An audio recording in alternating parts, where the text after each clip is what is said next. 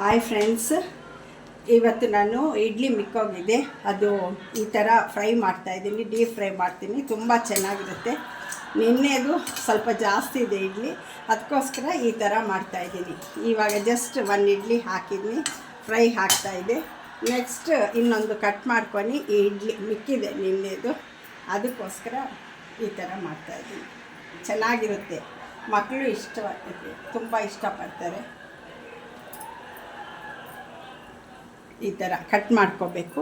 ಈ ಥರ ಕಟ್ ಮಾಡ್ಕೊಂಡು ಪೀಸಸ್ಸು ಇಡ್ಲಿನಿ ಈ ಥರ ಡೀಪ್ ಫ್ರೈ ಮಾಡಬೇಕು. ಮಾಡಿ ಅದಕ್ಕೆ ಸಾಸ್ ಇಲ್ಲಾಂದರೆ ಚಟ್ನಿ ಯಾವುದನ್ನು ತಿನ್ಬೋದು, ತುಂಬ ಚೆನ್ನಾಗಿರುತ್ತೆ. ಇದು ಫ್ರೈ ಆಗೋಗಿದೆ, ಸ್ವಲ್ಪ ಈ ಥರ ಗೋಲ್ಡನ್ ಕಲರ್ ಬರಬೇಕು. ವೇಸ್ಟ್ ಮಾಡೋ ಬದಲು ಈ ಥರ ತಿಂದರೆ ಚೆನ್ನಾಗಿರುತ್ತೆ. ಮಕ್ಕಳಂತೂ ಸಾಸ್ ಜೊತೆ ತಿನ್ನೋಕ್ಕೆ ಇಷ್ಟಪಡ್ತಾರೆ, ದೊಡ್ಡವ್ರ ಚಟ್ನಿ ಜೊತೆ ತಿನ್ಬೋದು. ಈ ಥರ ಸ್ವಲ್ಪ ಎಣ್ಣೆನೇ ಏನು ಅಷ್ಟು ಖರ್ಚಾಗಲ್ಲ.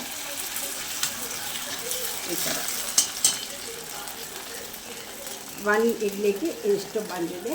ಇದು ಇನ್ನೊಂದು ಇಡ್ಲಿ ಇಷ್ಟು ಪೀಸಸ್ ಬರ್ತಾಯಿದೆ. ಸೂಪರ್ ಟೇಸ್ಟ್ ಇರುತ್ತೆ ಈ ಥರ ಮಾಡಿಕೊಂಡ್ರೆ. ಮತ್ತು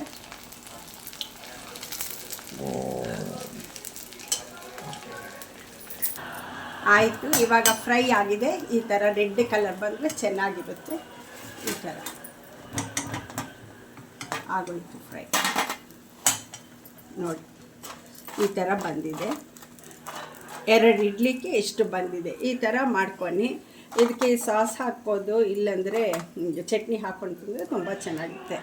ಈ ಥರ ನೀವು ಮಾಡ್ಕೊಂಡು ನೋಡಿ, ಚೆನ್ನಾಗಿದೆಯಾ ಅಂತ ಕಾಮೆಂಟ್ಸ್ನಲ್ಲಿ ಹೇಳಿ. ಸಬ್ಸ್ಕ್ರೈಬ್ ಮಾಡ್ಕೊಳ್ಳಿ, ಶೇರ್ ಮಾಡಿ, ಬೆಲ್ ಐಕಾನ್ ಒತ್ತಿ, ಪ್ರತಿಯೊಂದು ನೋಟಿಫಿಕೇಷನ್ ಬರ್ತದೆ. Thank you.